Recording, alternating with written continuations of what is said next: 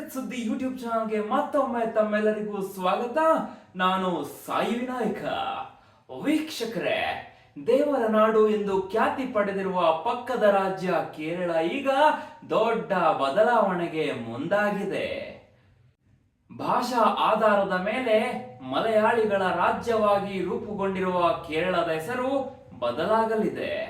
ಇನ್ಮುಂದೆ ಕೇರಳ ರಾಜ್ಯದ ಹೆಸರನ್ನು ಕೇರಳಂ ಎಂದು ಅಧಿಕೃತವಾಗಿ ಮರುನಾಮಕರಣ ಮಾಡಲಾಗುವುದು. ರಾಜ್ಯದ ಹೆಸರನ್ನು ಬದಲಿಸುವ ನಿರ್ಣಯವನ್ನು ಕೇರಳ ವಿಧಾನಸಭೆಯಲ್ಲಿ ಅಂಗೀಕರಿಸಲಾಗಿದೆ.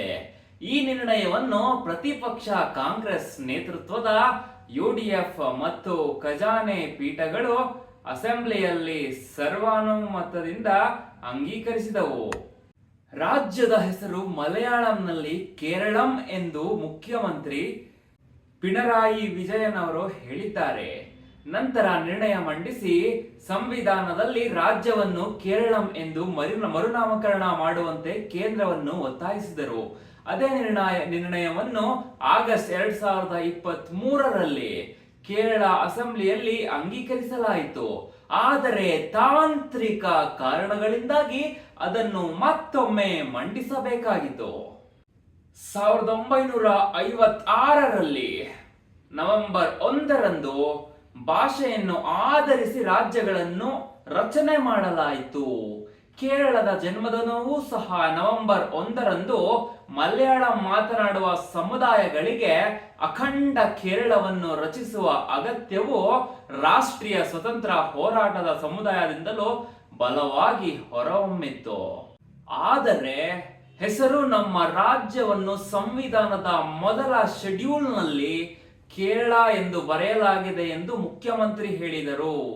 ಸಂವಿಧಾನದ 3ನೇ ಪರಿಚ್ಛೇದದ ಅಡಿಯಲ್ಲಿ ರಾಜ್ಯದ ಹೆಸರನ್ನು ತಿದ್ದುಪಡಿ ಮಾಡಲು ಮತ್ತು ಸಂವಿಧಾನದ 8ನೇ ಶೆಡ್ಯೂಲ್ನಲ್ಲಿ ಉಲ್ಲೇಖಿಸಲಾದ ಎಲ್ಲಾ ಭಾಷೆಗಳಲ್ಲಿ ಕೇರಳಂ ಎಂದು ಬದಲಾಯಿಸಲು ವಿಧಾನಸಭೆಯ ಕೇಂದ್ರವನ್ನು ಸರ್ವಾನುಮತದಿಂದ ವಿನಂತಿಸುತ್ತದೆ ಎಂದು ಸಿಎಂ ಹೇಳಿದರು. ಇನ್ನು ಕೇರಳದ ಲೋಕಸಭಾ ಚುನಾವಣೆಯಲ್ಲಿ ಕೇರಳದ ವಯನಾಡ್ ಮತ್ತು ಯುಪಿಯ ರಾಯ್ಬರೇಲಿ ಕ್ಷೇತ್ರದಿಂದ ರಾಹುಲ್ ಗಾಂಧಿ ಗೆಲುವು ಸಾಧಿಸಿದ್ದರು. ರಾಹುಲ್ ಈಗ ವಯನಾಡ್ ಕ್ಷೇತ್ರವನ್ನು ತೊರೆಯಲು ನಿರ್ಧರಿಸಿದ್ದು, ಅವರು ರಾಯ್ ಬರೇಲಿ ಸಂಸದರಾಗಿ ಉಳಿಯಲಿದ್ದಾರೆ.